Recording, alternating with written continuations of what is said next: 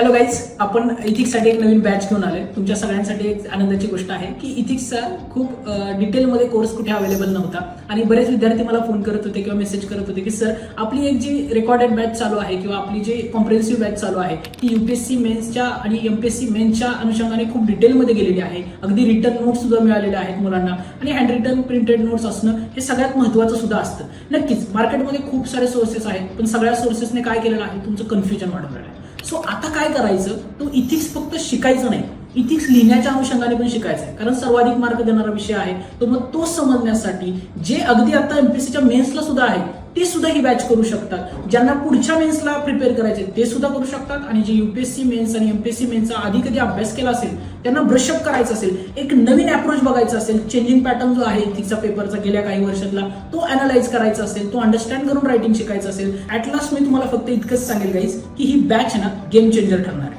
आणि ती game changer जरी रेकॉर्डेड वाटत असली तुम्हाला, तरी सुद्धा मी इथे तुम्हाला कंटिन्यू असणार आहे. जेवढे तुमचे डाऊट्स असतील ते सॉल्व्ह केले जाणार आहेत आणि नक्कीच तुमच्या स्कोरमध्ये एक सिग्निफिकंट इम्प्रूव्हमेंट तुम्हाला दिसून येईल.